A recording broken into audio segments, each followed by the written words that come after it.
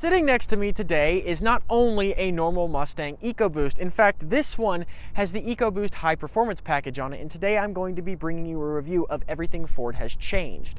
So let's hop right into it. Starting on the exterior of the Mustang Ecoboost with the High Performance Package, I want to start up front, and the first thing you'll notice on top of this twister orange color that's on this Ecoboost are these hood stripes that run down the front. That is included when it comes to the High Performance Package. Moving up front, you also have a different grille compared to the normal Mustang Ecoboost.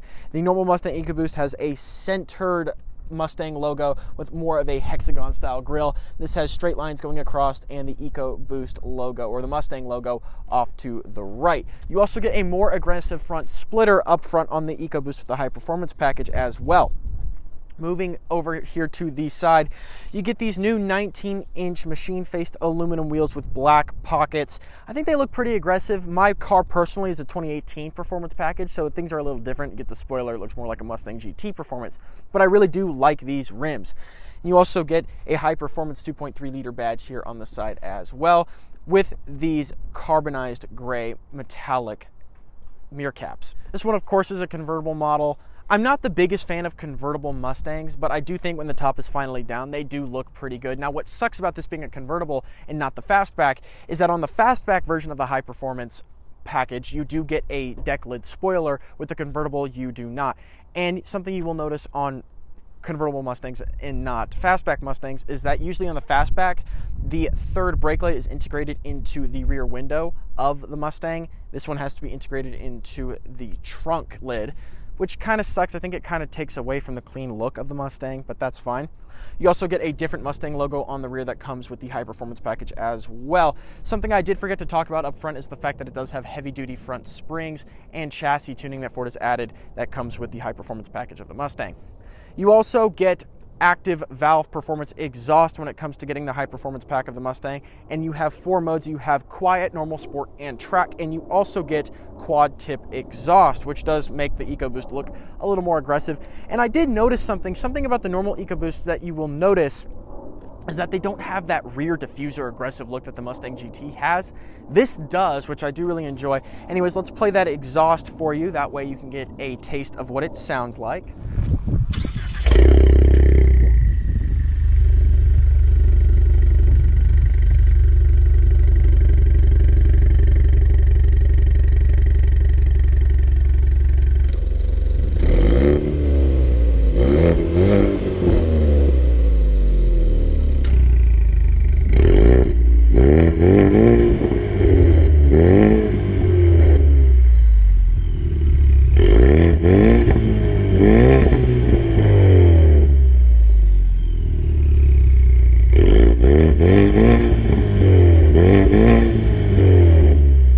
Moving on to this side, let's talk about something else that Ford has done when it comes to performance of this car. You do get larger brake rotors up front with 4-piston calipers instead. That is basically like what the Mustang GT has stock. They have 4-piston calipers up front.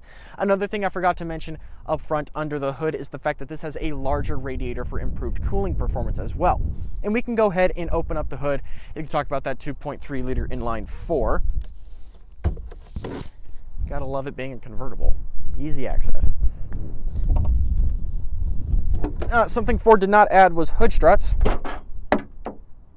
like they should on these heavy hoods. Anyways, as you can see on the engine brace in the middle, you do get that High Performance 2.3 liter badge as well. Something else Ford has done to this engine is given it 20 extra horsepower than the normal. The normal Ecoboost makes 310 horsepower and 350 pound-feet of torque. The High Performance 2.3 liter makes 330 horsepower and 350 pound-feet of torque. And I'll go over how that feels in the driving review of this car. But basically, that's all that's changed when it comes to this engine. There are a minimal amount of changes when it comes to the interior of the Mustang Ecoboost with the High Performance Package. One is this gauge pack you get up here that reads your oil pressure and your boost pressure, which is pretty cool. And on top of that, you do get a little badge that says High Performance 2.3 liter and has your chassis number on there as well. But for the most part, this is very typical Mustang. You got the gauge cluster that comes with the 201A package in the Mustang Ecoboost. You also get Sync 3, heated and cooled seats, your drive modes, everything like that. And I will say the Mustang has a very comfortable interior. The seats are very nice. There's a lot of leather everywhere you touch, up here around the gear selector, down here where the footwell is, on the door, all over the door actually. and on the center console, and the seats are very comfortable. And just in case you were interested in learning how to raise and lower the convertible top on the Mustangs, well, it is very easy. The windows are rolled down currently, but if the windows were rolled up and you tried to raise or lower it, would roll all the windows down. Something you get on the Mustang convertible that you don't get on the Fastback are these rear controllable windows right here that do fold up and down, which is nice for hearing that active exhaust. But all you basically do, if you're going to raise it, you press this button facing the front of the car, and if you want to lower it, you press the button facing the rear of the car. But since we're closing it, all you do is press this button, wait for it to fold over, and it clicks right into place. Pull down on this little latch, push up, and the convertible top is closed, and it does it in a pretty quick amount of time. Alrighty, so driving the 2021 Ecoboost with the Performance Package on it. Now, what I own, my personal Mustang, has basically the same upgrades without the additional 20 horsepower and without the active exhaust. It's got the same improved heavy-duty front springs, the better power steering up front, the same 3.55 axle ratio for the unlimited slip differential in the back, at least for the automatic. You get a 3.73 if you get the 6-speed manual option of this car, which if you get the 6-speed manual of this vehicle, you do get automatic rev matching and hill start assist and functions like that. So you won't have any issues driving it if you're a new manual driver or pretty novice at it. You won't have to do any rev matching. The car already does that for you. Now, with the improved handling, I'm assuming it's going to handle a lot like my Ecoboost does, which you also get those 4-piston front brakes up front, just like the Mustang GTs have, which do provide a lot of stopping power, more than enough for the Ecoboost since it is lighter than the Mustang GT. But for handling-wise and speed-wise, my issue is with this 330 horsepower is you're not going to feel that from a dig. You're more going to feel that 350 pound-feet of torque, which doesn't really make a difference over the normal Ecoboost, which also makes 350 pound-feet of torque. You're going to really feel that extra 20 horsepower when you're already rolling and you need to go faster, put your foot down while already going 40 miles an hour, and need to pass someone or you're racing from a roll. That's when you're going to feel that extra 20 horsepower. So when I can get around these cars that are in front of me that are going 10 miles under the speed limit, and I will show you. We're going to pop it into Sport Plus, though, and see what this thing can do. Hey, a Huracan. So this thing also has the normal Mustang drive modes. You got Sport Plus, normal, wet and slippery. You have track mode and drag mode. Just the normal modes for a Mustang. Now, what's cool is since this has the 201A package for the Ecoboost, that means you do get the digital gauge cluster for this vehicle, which changes based on your drive modes and gets more aggressive every time you move into a more aggressive drive mode. Since we're in Sport Plus right now, you still get the normal speedometer, but you get a more track style tachometer.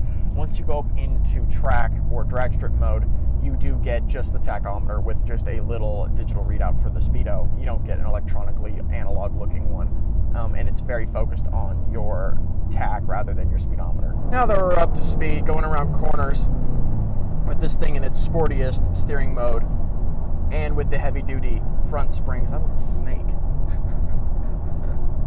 With the heavy-duty front springs, increased suspension, and the tighter steering when you're in the increased steering modes for sportiness, it actually handles pretty well.